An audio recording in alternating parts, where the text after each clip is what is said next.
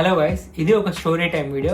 అంటే ఏవో స్టోరీ కాకుండా నా లైఫ్లో జరిగిన కొన్ని రియల్ ఇన్సిడెంట్స్ని స్టోరీగా చెప్తాను అనమాట. సో ఈ ఇన్సిడెంట్ వచ్చేసి నేను 3rd క్లాస్ అయిపోయి సమ్మర్ హాలిడేస్ టైంలో జరిగింది. సో నేను మా ఫ్రెండ్, వాడి పేరు ఫన్నీగా నట్టు అనుకుందాము. నేను నట్టు మంచి ఫ్రెండ్స్ చిన్నప్పటి నుంచి. అండ్ మా ఇల్లు కూడా పక్కనే ఉండేవి. అండ్ మా కిందింట్లో ఒక అవ్వ తాత ఉండేవాళ్ళు. వాళ్ళ ఫ్యామిలీ చాలా పెద్దది, కానీ ఉండేది మాత్రం అవ్వ తాత మాత్రమే. సమ్మర్ హాలిడేస్ ఈ వెకేషన్ టైంలో మాత్రం వాళ్ళ కొడుకులు కూతుళ్ళు చాలా మంది వచ్చేవాళ్ళు. అండ్ వీళ్ళ కొడుకుల్లో ఒకరు యూఎస్లో ఉండేవాళ్ళు. వాళ్ళు కూడా ఈ సమ్మర్ హాలిడేస్ టైంకి ఖచ్చితంగా ఇక్కడికి వచ్చేవాళ్ళు. అండ్ వీళ్ళ కొడుకు, తన పేరు కూడా ఫన్నీగా టామ్ అనుకుందాం. సో యూఎస్లో ఉండే వాళ్ళు కూడా వచ్చారు ఆ టైంకి. అండ్ వాళ్ళ కొడుకు టామ్. సో సమ్మర్ కాబట్టి యాజ్ యూజువల్గా నేను నట్టు ఇంకో ఫ్రెండ్ కలిసి, నట్టు వాళ్ళ ఇంట్లో మంచి ప్లేస్ ఉండేది, బాగా గ్రౌండ్ ఉండేది. అక్కడికి వెళ్ళి క్రికెట్ ఆడుతున్నాం, అంటే పక్కింట్లోనే. సో సమ్మర్ హాలిడేస్లో బామ్మగారి ఇంటికి వచ్చిన టామ్ భయ్య కూడా అక్కడికి వచ్చాడు. అంటే కొత్త కాబట్టి అడగలేక జస్ట్ అలా కూర్చొని మా మ్యాచ్ చూస్తున్నాడు. అండ్ టామ్ భయ్య వచ్చేసరికి నేను బ్యాటింగ్ ఆడుతున్నా.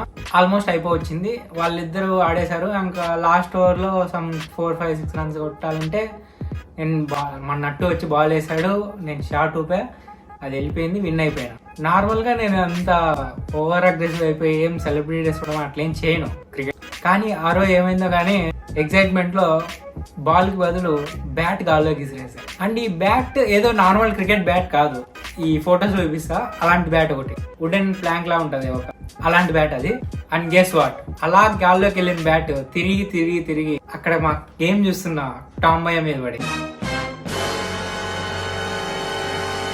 అండ్ టామ్ భయ్య యూఎస్లో పెరిగాడు కాబట్టి బాగా తెల్లగా ఉంటాడు. ఆ బ్యాట్ పడ్డంతో తన ఫేస్ అంతా ఎర్రగా అయిపోయి మొత్తం ఏడవడం స్టార్ట్ చేశాడు దెబ్బకి. అండ్ ఇది చూస్తున్న నాకు, మా నట్టుగాడికి, ఇంకో ఎక్స్ఫ్రెండ్కి బాగా భయం వేసింది. వాడేమో ఒక పక్క దారుణంగా ఏడుస్తున్నాడు. సో అందరం వెళ్ళి వాడిని చుట్టుముట్టేసి అసలు ఓదార్చి శాంతించి వాడిని ఆ ఏడు పాపిచ్చేసి కూల్ చేసాము. కానీ టామ్ భయ్య తల మీద చేసినా చాలా, అది బాగా ఈజీగా తెలిసిపోతుంది, బాగా లావ్ అయ్యి ఆ బ్యాట్ పడ్డం వల్ల ఫైట్ నుంచి. సో నేనేమో ఇంకో వాడిని బతిమలాడేసి వాడిని కూర్చోబెట్టి కాసేపు బాగా కౌన్సిలింగ్ చేసి, ఇంట్లో మాత్రం ఈ విషయం చెప్పకు నాన్న అని బతిమలాడి వాడిని ఇంటికి పంపించాను. కానీ మా నట్టుగాడు ఉన్నాడుగా, ఆడేమో నన్ను ఫుల్ టెన్షన్ పెట్టేస్తున్నాడు. ఖచ్చితంగా చెప్పేస్తాడు రా, నీకు అయిపోయింది, నీ పని అయిపోయింది, ఇంక ఈరోజు నీకు సావేరా కన్ఫర్మ్ అన్నాడు.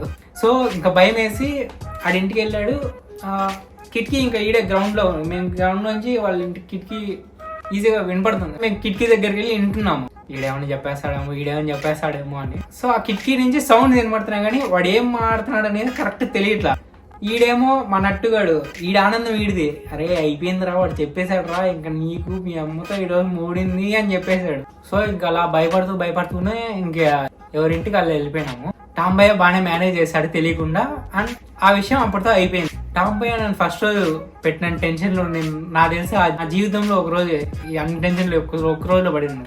ఇంకా ఈవినింగ్ కాబట్టి వాళ్ళ అవ్వ వచ్చి, అంటే కొత్తగా వచ్చాడు కదా, జస్ట్ అలా ఊరు చూపించుకుని రాపో, లేదా ఆడుకొని రాపో అని పంపించారు. నేను టామ్ భయ్య వెళ్ళాము. మొత్తం ఊరంతా తిరిగేసి ఇంకా దారిలో వస్తుంటే మా ఫ్రెండ్ ఇంకోడు, ఆడి పేరు అబ్దుల్ అనుకుందాము, అబ్దుల్ కనబడ్డాడు. అబ్దుల్ వచ్చేసి నాతో బాగా మాట్లాడేసి ఇంకా ఆడు వెళ్ళిపోతా ఈయన్ని చూసి వీడితో మాట్లాడాడు. ఇంకా అబ్దుల్ వెళ్ళిపోతూ టామ్ భయ్య అని కూడా తనతో పాటు రమ్మన్నాడు. బట్ టామ్ భయ్య కూడా ఇంట్రెస్టెడ్ ఉండి వెళ్ళిపోతా అంటాడు. సో టామ్ భయ్య కొత్త కాబట్టి అంతా చూడాలని ఉంటుంది కాబట్టి అబ్దుల్ వెళ్దా అని పట్టుకున్నాడు. నాకేమో టెన్షన్, నేను ఒక్కడినే వెళ్తే వాళ్ళ ఇంట్లో వాళ్ళు ఏమంటారు, వీడి టైంకి తీసుకొస్తాడో రాడో, లేదంటే దారి తప్పిపోతాడో అని నా భయం నాది. అండ్ మన టామ్ భయ్యని ఎంత బతుకులన్నా టామ్ భయ్య మాత్రం రానన్నాడు. ఇంకా సరే అని అబ్దుల్కి ఇచ్చి పంపించేశాను. అండ్ అబ్దుల్ మన టామ్ భయ్య వెళ్ళిపోయారు. నేను కూడా డైరెక్ట్ ఇంటికి వచ్చేయకుండా అలా బయట ఇంటి దగ్గరే తిరుగుతూ ఉన్నా. అండ్ టామ్ భయ్య వాళ్ళ పేరెంట్స్ ఇంకా వాళ్ళు ఏంటి వీళ్ళు ఇంకా రాలేదు అని బయట వచ్చి చూస్తున్నారు. ఇంకా నాకు అర్థమైపోయింది, ఈ టామ్ భయ్య గారు వచ్చినట్లేడు, ఏదో అయింది సంథింగ్. సో మళ్ళీ నేను టామ్ భయ్యని అబ్దుల్కి ఎక్కడైతే చెప్పానో మళ్ళీ అక్కడికి వెళ్ళి అక్కడి నుంచి మళ్ళీ రివర్స్ ఇంటికి ఎక్కడ దారిలో ఉన్నాడు అని చూస్తే ఎక్కడ కనబడలా. ఇంకా నేనేమో మన టామ్ భయ్య కోసం రోడ్డు అంతా తిరుగుతున్నా, ఆడేమో కనబడట్లా. ఒక పక్క టెన్షన్, భయము.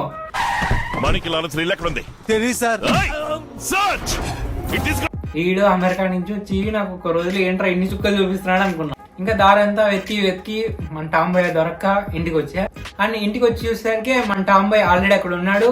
అండ్ వాళ్ళ పేరెంట్స్ అని కొడుతున్నాడు బాగా. వాళ్ళు నన్ను కూడా అడిగితే నేను చెప్పా, నేను ఎంత బతున్నాడనే వాడు రానన్నాడు, నేను అక్కడ చాలాసేపు బతున్నాడు అని. ఇంకా నన్ను తిట్టేసి బాగా మన టామ్ బాయ్ అని కొట్టుకుంటూ ఇంట్లోకి తీసుకెళ్ళిపోయారు. ఈ అవ్వ వాళ్ళ ఇంట్లో పిల్లలు చూసే కార్టూన్ ఛానల్స్ ఏం రావు. సో ఇంకా నైట్ అయ్యేసరికి మళ్ళీ మన టామ్ బాయ్ చిన్నగా పైకి వచ్చేసి మా ఇంట్లో కార్టూన్ నెట్వర్క్స్ అవి హంగామా జెటిక్స్ అవి అప్పట్లో వచ్చేవి. సో టామ్ బాయ్ ఇంట్లోకి వచ్చేసి నాతో పాటు ఇంకా కార్టూన్ చూస్తూ కూర్చున్నాడు. సో ఇది ఈ ఇన్సిడెంట్. టామ్ బాయ్ ఒక రోజులో భలే చుక్కలు చూపించినాడు. తర్వాత మేము చాలా బాగా ఫ్రెండ్స్ అయ్యాము.